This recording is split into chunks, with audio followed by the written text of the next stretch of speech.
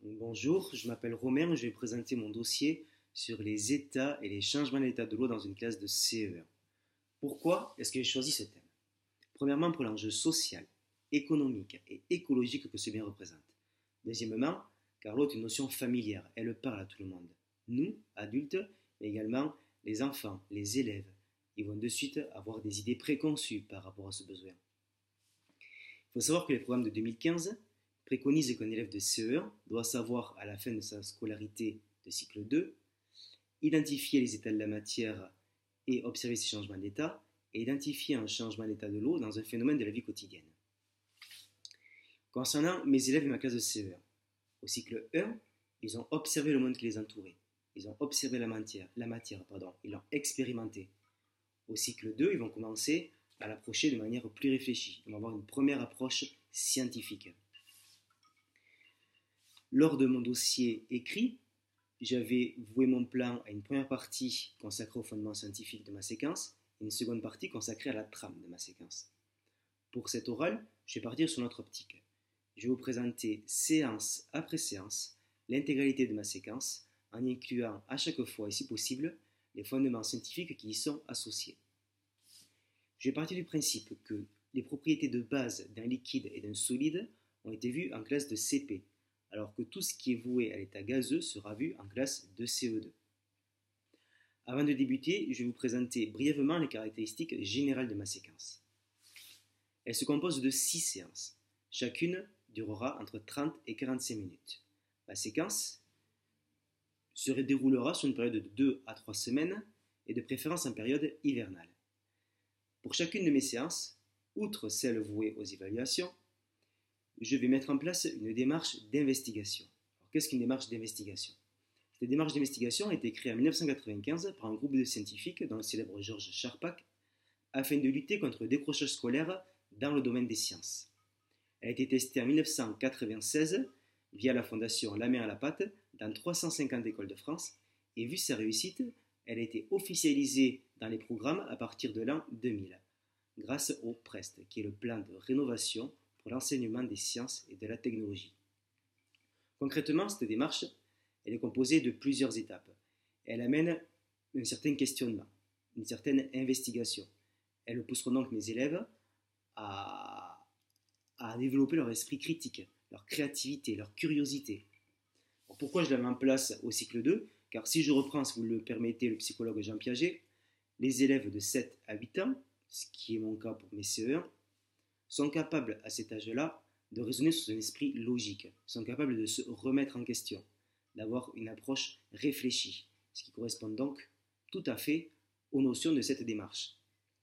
Les étapes qu'elle constitue peuvent être modélables, mais il y aura une situation déclenchante, c'est-à-dire savoir comment amener ma séance. Ça peut être tel ou tel prétexte pour étudier un phénomène, par exemple. Il y aura une problématique suivie d'hypothèses. Ces hypothèses, mes élèves vont les concevoir sur un cahier de sciences. Chacun aura son propre cahier, et sur la partie de gauche de ce cahier de sciences sera noté leurs hypothèses. Ce sera des écrits personnels. Donc ça peut être des morceaux de phrases, comme des mots en vrac, des mots clés ou des dessins pour les élèves les plus en difficulté. Une fois qu'ils ont réalisé ces hypothèses, on va procéder à une investigation, c'est-à-dire une recherche. Ça peut être une observation, ça peut être un tri d'image, ça peut être une expérience. Nous allons rassembler ces résultats et nous allons mettre en place une trace écrite. Donc cette trace écrite sera rédigée sur une feuille institutionnelle qui sera accolée sur la partie de droite du cahier de sciences.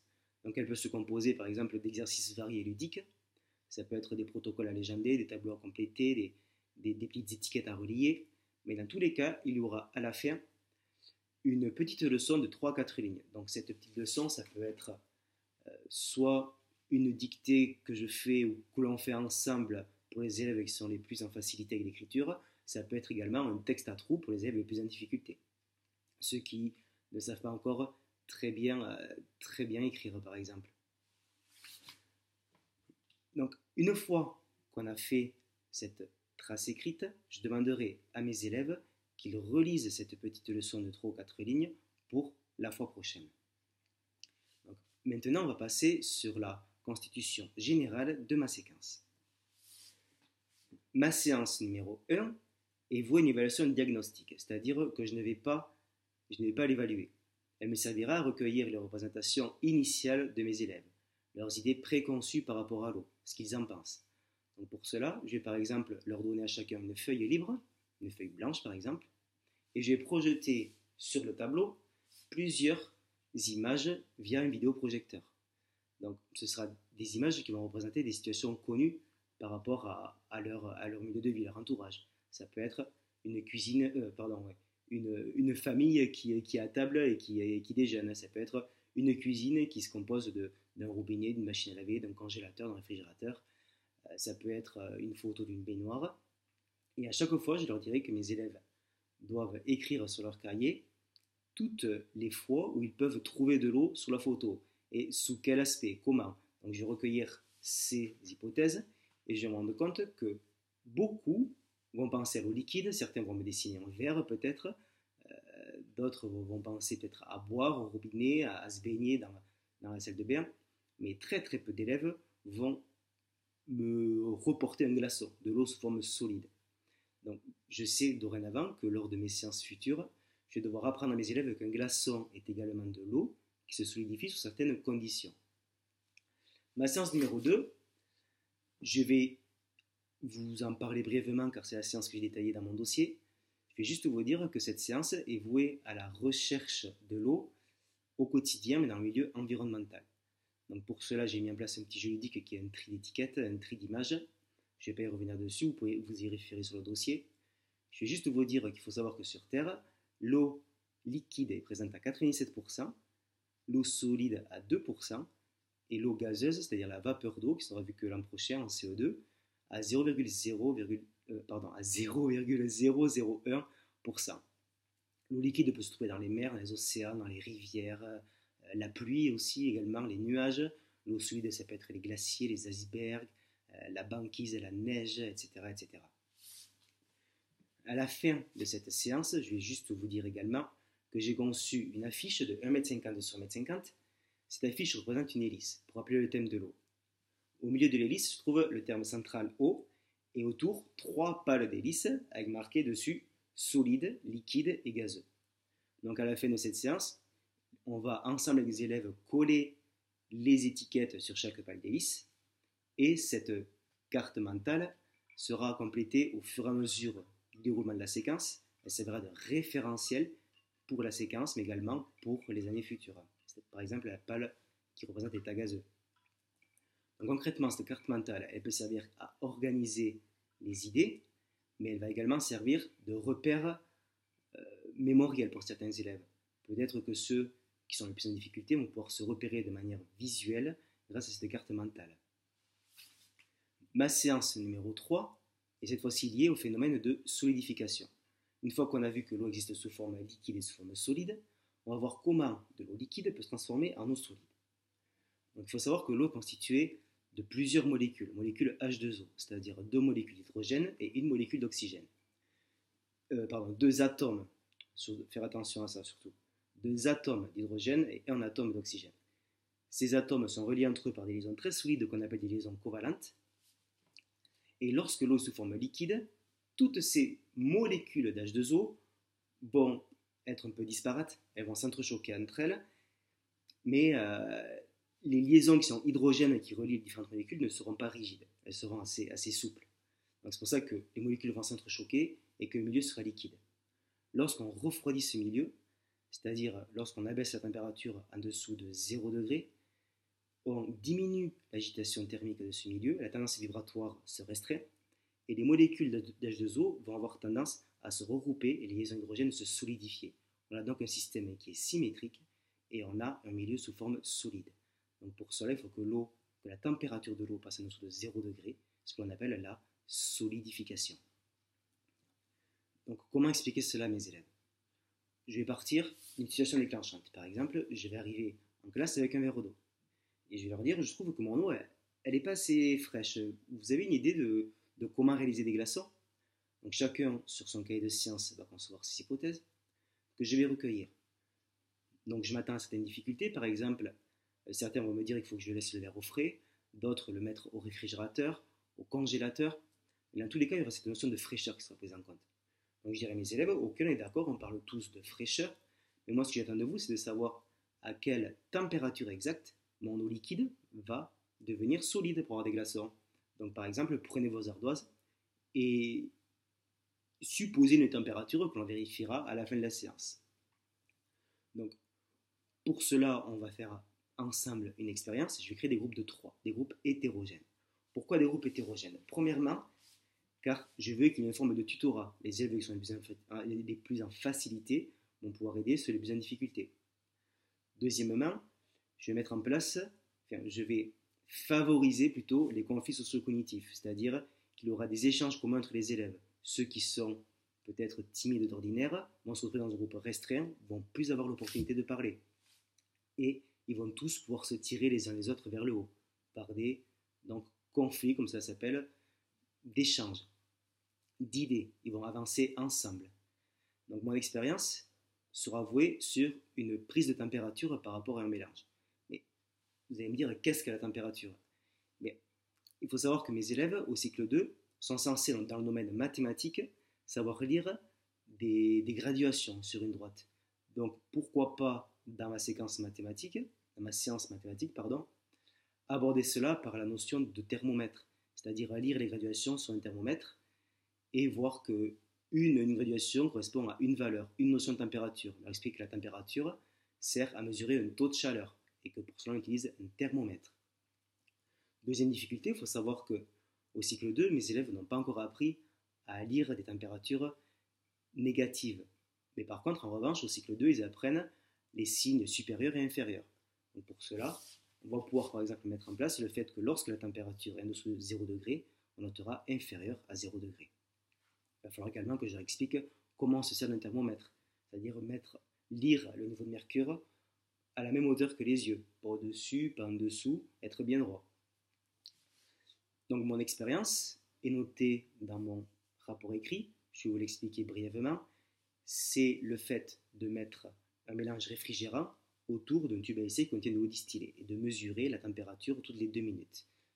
Donc, outre le relevé de la température, mes élèves vont devoir également apprendre à lire sur une pendule. Donc, ce qui est également un repère de progressivité et en attendu de fin de cycle 2, justement. Donc, je vais mettre en place une sorte de rotation dans le groupe de 3 pour que chacun passe à tous les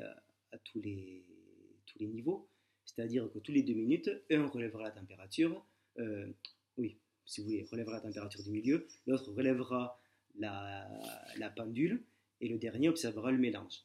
Ils vont devoir écrire les résultats sur une feuille et sur un tableau, légende d'un protocole, que l'on verra ensuite sous forme de traces écrites. Tout ce que l'on a vu sera rajouté sur mon affiche, sur ma carte mentale réalisée, je vous le rappelle, à la séance précédente. C'est-à-dire par exemple rajouter une flèche avec solidification, inférieure à 0, des photos de glaçons peut-être, la photo de l'expérience.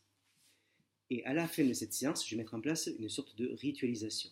C'est-à-dire que pour faire progresser mes élèves dans leurs apprentissages sur la lecture du thermomètre, mais également sur la lecture de l'outil du calendrier, qui est une notion qui doit être vue en cycle 2 également, dans un autre domaine transdisciplinaire, une fois de plus, je vais afficher sur le mur extérieur de la classe un thermomètre et je leur dirai que tous les jours, je vais choisir 2 élèves, un qui lira lors de la récréation du matin, l'autre lors de la récréation de l'après-midi, le relevé de la température et viendra le noter quand on rentrera en classe sur le calendrier. Comme ça, ils vont pouvoir également se familiariser par rapport, premièrement, relevé de température, écriture des nombres, les outils du calendrier, donc se repérer aussi dans l'espace par rapport à la notion de mois, de jour, de période, de saison, qui est également vue en cycle 2, etc., etc. Ma séance numéro 4 sera vouée à une évaluation formative, c'est-à-dire que je ne vais pas l'évaluer en tant que telle, elle sera également formatrice dans le sens où je veux que ce soit mes élèves qui s'auto-évaluent. Donc pour cela, ils vont avoir une petite grille qui va comprendre 3 ou 4 items, très simples, pas davantage, et je leur demanderai sous forme ludique de réinvestir leurs connaissances et leurs compétences acquises lors des séances précédentes pour voir s'ils ont progressé, pour voir les choses qu'il faut reprendre ensemble, de manière posée, réfléchie. Donc, je vais leur dire, par exemple, qu'on va créer ensemble des sucettes glacées. Donc, je vais leur fournir à chacun des images de protocole, certaines forcément erronées, il y aura des intrus, et je leur dirai de remettre les images dans l'ordre pour s'imaginer la conception des sucettes glacées. Une fois que j'ai recueilli les différentes hypothèses, je les testerai moi-même. Et les élèves devront observer ce que je fais, se mettre en cercle autour de moi, et donc s'auto-évaluer, voir si les hypothèses qu'ils ont formulées auront marché ou non. Ma séance numéro 5 sera là vouée au phénomène de fusion, c'est-à-dire comment de l'eau solide peut redevenir liquide. Donc, il faut savoir qu'on a dit tout à l'heure, une eau solide, les molécules sont compactes entre elles. Le milieu est très frais, les liaisons hydrogènes sont très rigides. Si on chauffe ce milieu, il va absorber de la chaleur thermique. Donc, qui dit chaleur, dit agitation thermique également. Les molécules vont commencer un peu à vibrer, à bouger de plus en plus fort, jusqu'à ce que les hydrogènes finissent par se casser, se rompre. Et donc les molécules seront entre guillemets un peu plus libres, vont recommencer à s'entrechoquer, lorsque la température passera au-dessus de 0 degré, et on aura donc un milieu liquide, ce qu'on appelle la fusion. Pour le faire comprendre à mes élèves, je peux par exemple mettre en place une lecture d'album de jeunesse. Mes élèves doivent savoir, si je reprends la notion français en cycle 2, ils doivent savoir écouter un récit ou un petit texte sans savoir se référer à celui-ci. Donc ce sera un album que j'ai choisi Petit Glaçon. Il représente l'histoire d'un glaçon qui est décroché de la banquise et qui vogue vers l'océan jusqu'à finir par fondre. Et je leur dirai comment, d'après vous, à quelle température fond Petit Glaçon. Donc je leur mettrai un petit défi par groupe de 3. Ils devront avoir chacun un glaçon dans un petit bocal, une petite conserve, et je leur dirai le but de ce défi, c'est d'arriver à faire fondre Petit Glaçon le plus vite possible. Mais vous devez à chaque fois recueillir les hypothèses et les essais que vous ferez sur une feuille. Donc ce ne sera non pas là des écrits personnels, mais des écrits collectifs. Ils devront être bien écrits et normés de façon à ce que le groupe puisse le relire.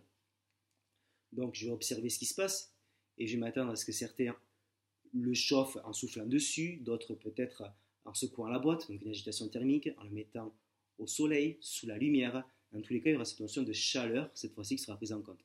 Donc je leur dirai, comme la séance numéro 3, vous écrivez une température sur l'ardoise à laquelle vous estimez que le glaçon fond en eau liquide et on verra à la fin de la séance si vous avez eu raison ou pas, si vous vous en êtes approché. Donc cette fois-ci, mon expérience, comme lors de ma séance numéro 3, je ne vais pas la détailler car elle est dans mon dossier, je vais juste y revenir vite fait dessus. Ça concerne donc le fait de mettre de la glace pilée dans un petit récipient autour de l'eau tiède, donc pour réchauffer un peu le milieu, et de relever la température, cette fois-ci toutes les 30 secondes.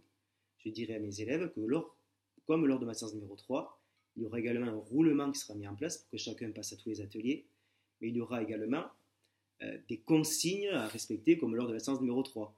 Je ne les ai pas dit tout à l'heure, mais je peux vous les dire maintenant si vous voulez, comme par exemple ne pas courir, faire attention en transportant les objets en verre, ne pas jouer avec l'eau.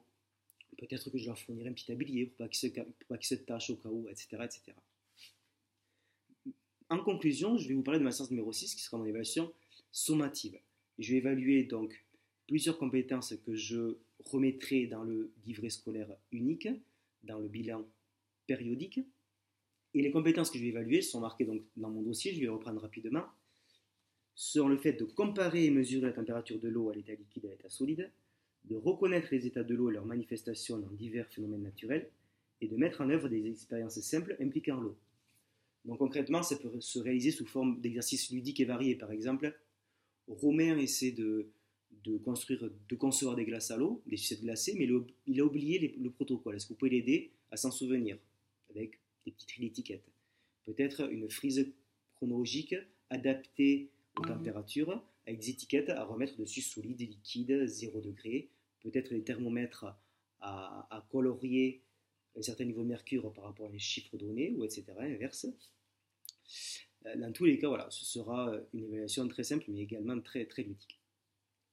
Je pourrais également terminer par, là je n'ai pas le temps, mais on pourrait revenir dessus, sur tout le domaine du socle commun sur laquelle fait référence ma séquence, mais également toute la transdisciplinarité et également la sensibilisation au développement durable que celle-ci apporte. Merci de votre attention. Et j'ai dépassé de 5 secondes.